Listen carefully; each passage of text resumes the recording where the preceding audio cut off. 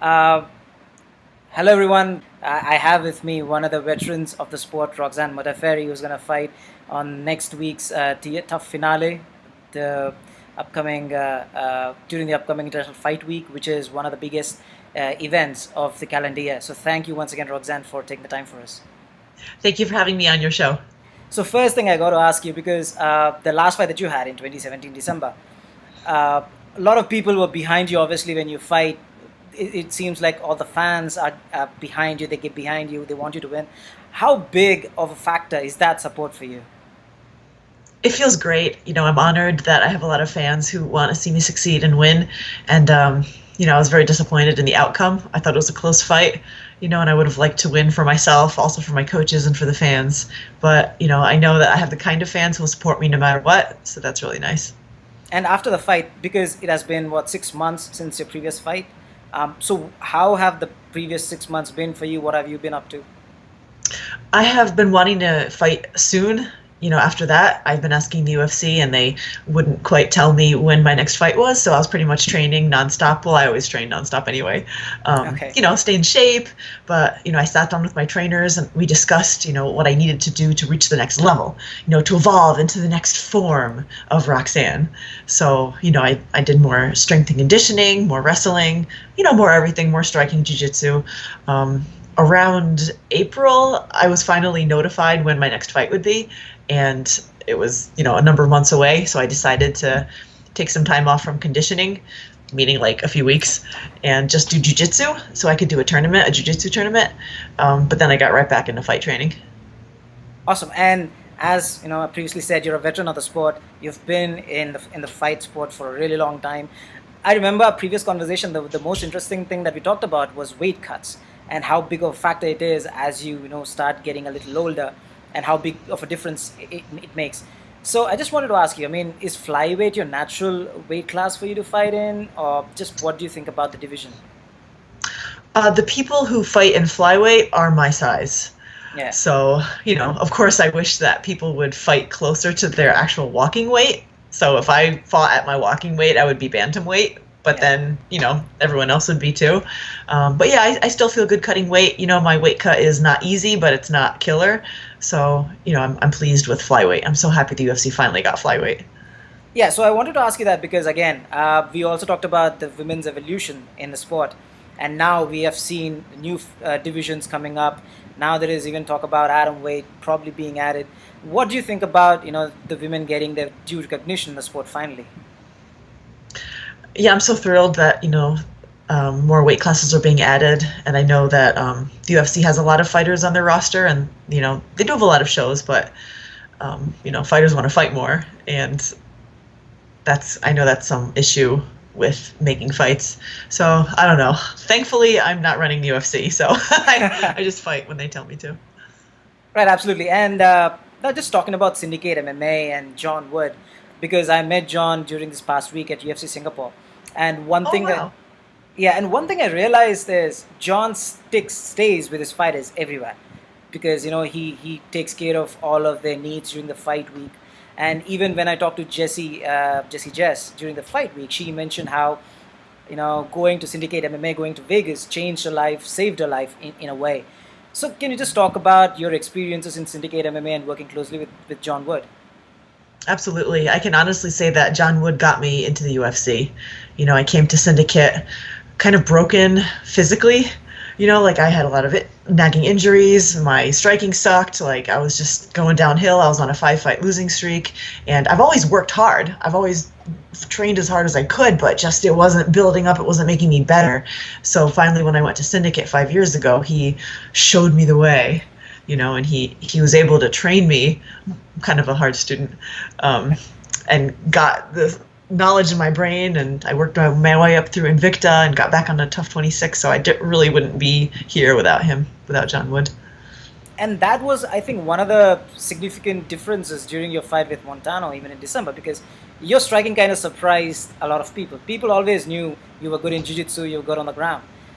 Was that something that you worked on before the fight, and is that the evolution of Roxanne Modafferi that we're seeing now? Well, I'm not going to become a kickboxing champion anytime soon, but it was good for me. And, it's a tool in my toolbox that I use to win the fights. I'd rather armbar somebody, but, first you got to get them to the ground, right? Right. So I'd like to showcase some more cool moves in my next fight, for sure.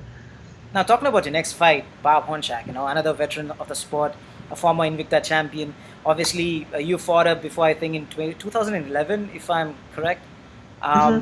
So is that kind of a revenge? Although you're a happy fighter, you don't go for revenges, but do you look at this as a revenge fight for you? I look at it as a comeback fight. No, the word revenge is the dark side of the force if you think Star Wars. But it is kind of like a comeback. I want to show her and myself and the world that I've improved and that I can win and I'm a better fighter than before. Yes, and Honchak, just talking about your style and her style, she's a well-rounded fighter as well. Um, so with just days to go, have you nitpicked any holes in a game? Have you watched tapes of her with John Wood? Is that a process that you follow? Yes, we've watched some tape. Yeah, we've watched some of her fights. I don't think she has like glaring holes. She's very good and skilled and strong and everything. So I'm just going to assume that she does everything right. But I know she has some tendencies. I'm going to try to capitalize on them. And I do the best when I do me. So I'm going to try to implement my game on her and see where it goes. And I think it's going to be a very exciting fight. Outstanding. Yeah, I mean, we are eager to see how the matchup goes, how the fight goes. And one other thing that I also wanted to talk to you about is your books, because obviously, outside of fighting, you do a lot of stuff. You teach kids at Syndicate MMA. That's something that I wanted to discuss with you as well. You've written 2 books until now. So, can you talk about the first one, the memoirs of your experiences in Japan? Because that is so interesting. Just reading about the blogs, even of yours. My books are available on my website, which is roxannemodafferi.net. I self-published. I wrote about my 1 year. Well, the memoirs book is specifically the 1 year that I spent abroad in Japan as a student. Yeah. So it was my first time seeing everything, my first time going into a Japanese dojo, my first time to fight, my first time to whatever, try to buy something. So it was very, very, I hope that I made it pretty funny, living in a foreign country. Yeah, and just again, since you teach students, the interesting aspect is a lot of fighters choose to focus only on the training camp and nothing else. Is that something that you do going into the fight, maybe 8 weeks out of the fight, or do you even teach classes simultaneously along with your training camp? Yeah, I don't really change my teaching schedule except when I'm not in training camp, I teach private lessons before my kids' class, but I've kind of cut them back because it's very tiring. So I have cut back a little bit. And my last week, well, I'm still teaching on Monday, but I'm not going to teach on Wednesday. So I'm trying to do as much as I can, without exhausting myself. I love them.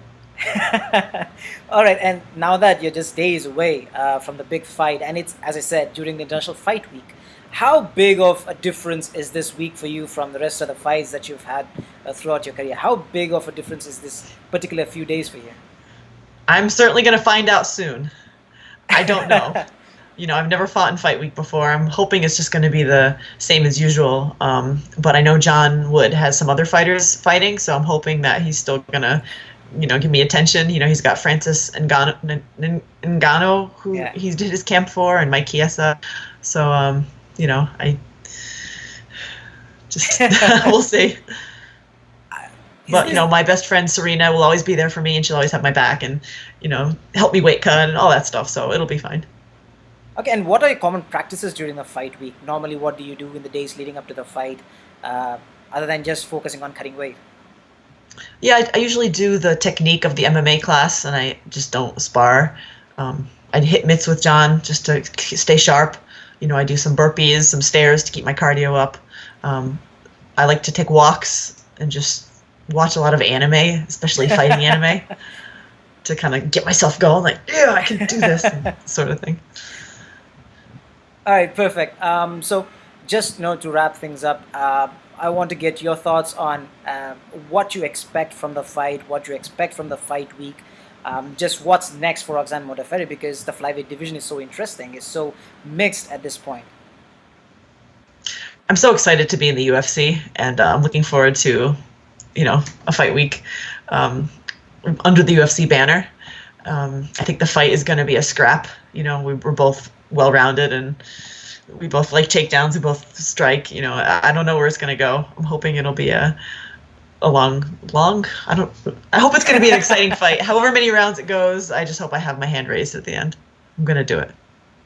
Yeah, and just to end things on a more positive note, is there a walkout song that you're targeting? Is there something that you plan to do during the fight week to hype the fans up, show the happy side of Roxanne Modafferi once again to the world?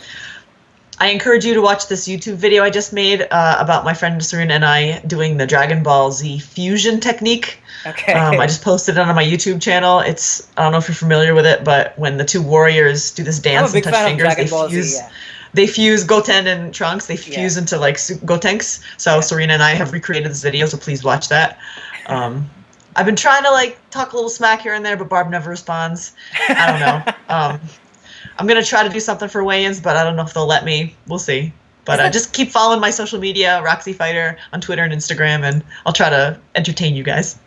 For sure. Is that something that's difficult for you? Because you're known again for your happy-go-lucky personality. Is that difficult for you to do any trash talk, or for your opponents to kind of take you seriously about that? Well, I do like stupid, funny trash talk, like, well, Barb, you might win the ab contest, but I'm going to win the fight, or something like that. Like, I don't even know. That's why it's not successful, because it's dumb. But I wish I could be better at it. All right, outstanding. Again, thank you once again for taking the time to talk to us. It's always a pleasure getting in touch with you, talking to you about all of these things. And we look forward to your fight the coming week, and all the very best for you. Thank you so much. Thank you.